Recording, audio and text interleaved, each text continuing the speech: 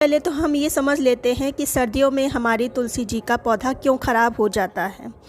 उसके दो कारण हो सकते हैं। पहला तो देखिए, दिसंबर जनवरी में जब धूप नहीं निकलती है, ओस ऊपर से पड़ती है और दिन में पाला पड़ता है, जिसके कारण इसकी पत्तियां ख़राब होने लगती हैं, पीली होने लगती हैं, जिसके कारण सब पत्तियां झड़ने लगती हैं। तो जब प्लांट में पत्तियां ही नहीं बचेंगी, प्लांट अपना भोजन ही नहीं बना पाएगा प्रकाश संश्लेषण के थ्रू, तो प्लांट आपका धीरे धीरे धीरे डॉर्मेंट होने लगेगा। और अगर प्लांट डॉर्मेंट हो गया तो प्लांट को बचा पाना थोड़ा सा मुश्किल होता है। इसलिए आप अपने प्लांट पर जो पत्तियां हैं वो बचा के रखिए, भले पीली हों चाहे हल्की हरी हों, लेकिन पत्तियां होनी चाहिए। दूसरा, धूप इसको अच्छे से नहीं मिल पाती, इसके कारण ये ख़राब होता है। साथ ही साथ सर्दियों में हम पानी बहुत ज़्यादा डाल देते हैं। तो सबसे पहले तो देखिए, अब ये मेरे प्लांट की कंडीशन कुछ ज़्यादा ख़राब है, क्योंकि ये मेरा प्लांट कम से कम 3 साल पुराना प्लांट है। आपको इसकी पत्तियों से ही पता चल रहा होगा, क्योंकि जब प्लांट नया होता है तो पत्तियों का साइज़ बड़ा होता है और जैसे जैसे पुराना होता है पत्तियों का साइज़ भी छोटा होने लगता है। तो सबसे पहले तो देखिए, हम जितनी भी मंजरी हैं उन सबको हटा देंगे। देखिए, इसकी प्रूनिंग नहीं करनी है, हरी ब्रांच बिल्कुल भी नहीं काटना है।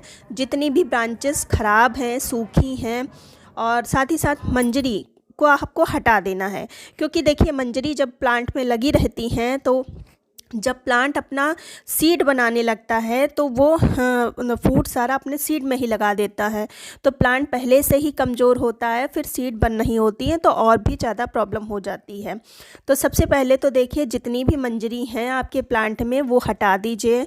आपको सीड रखना है तो 1-2 मंजरी आप छोड़ दीजिए। और मेरे तो और जितने भी फ्लावरिंग प्लांट हैं, चाहे कोई और प्लांट है, उसमें इसकी मंजरी गिरी हैं तो काफ़ी पेड़ निकल भी आए हैं।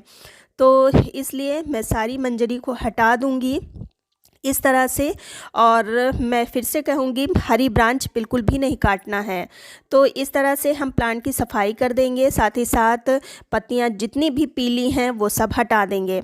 दूसरा, आपको दिसंबर में जब कोहरा, अभी तो देखिए धूप निकल रही है, दिसंबर जनवरी में जब धूप ना निकले और कोहरा पड़ रहा हो तब आपको ज़्यादा ध्यान रखना है। तब आपको एक ट्रांसपेरेंट जो पॉलीथीन होती है उसको उड़ा के रखना है प्लांट के ऊपर।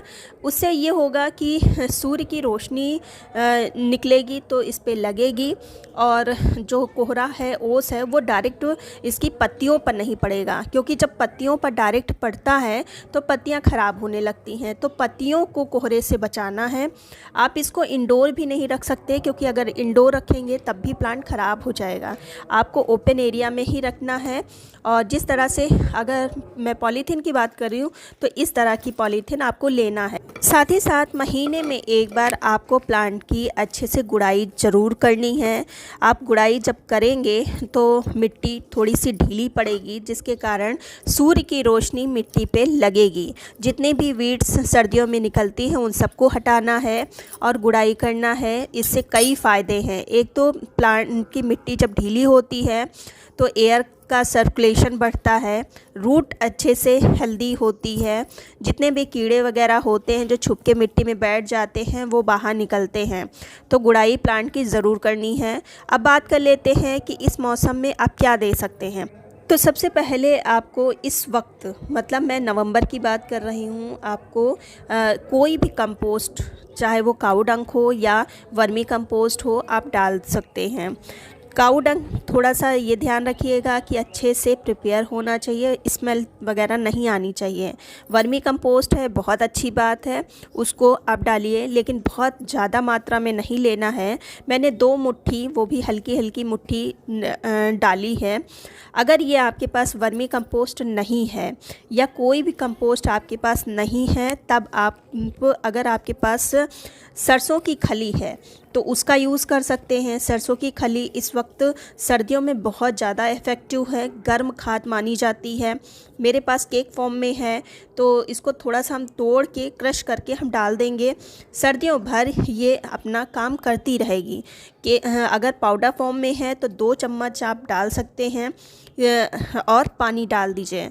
ये ध्यान रखिएगा, पानी तब देना है प्लांट को जब मिट्टी अच्छे से ड्राई हो। ये नहीं सुबह आप लगातार इस पे पानी दिए जा रहे हैं। अगर लगातार पानी देंगे और मिट्टी गीली होगी तो प्लांट आपका 100% ख़राब हो जाएगा। तो इस चीज़ का आप ध्यान रखिए। अब मान लेते हैं अगर आपके पास ये दोनों ही चीज़ें नहीं हैं, तब हम क्या कर सकते हैं? तब भी बहुत ही सिंपल है। हमारी किचन में ही ऐसी बहुत सारी चीज़ें हैं जिनका प्रयोग करके आप अपने तुलसी जी को ग्रो कर सकते हैं, हेल्दी बना के रख सकते हैं। तो सबसे पहले तो देखिए, हम इस वाले पॉट में कर रहे हैं। हल्की सी मिट्टी हम लूज़ कर लेंगे ऊपर की, और इसमें हम डालेंगे जो हमारे किचन में चाय पत्ती होती है उसको, 1 चम्मच चाय पत्ती और आधी चम्मच जो हल्दी होती है, उन दोनों को मिक्स करके हम अपने प्लांट में देंगे। हल्दी का यूज़ इसलिए किया है क्योंकि ये एंटीसेप्टिक है, एंटीबैक्टीरियल है। सर्दियों में अक्सर पानी ज़्यादा होने के कारण मिट्टी में बैक्टीरिया लग जाती है और फंगस वगैरह लग जाती है, तो उससे ठीक होगा। और जो चाय की पत्ती है वो कंप्लीट एनपीके का काम करेगा। जितना भी नाइट्रोजन प्लांट को चाहिए अच्छे से इसको मिल जाएगा।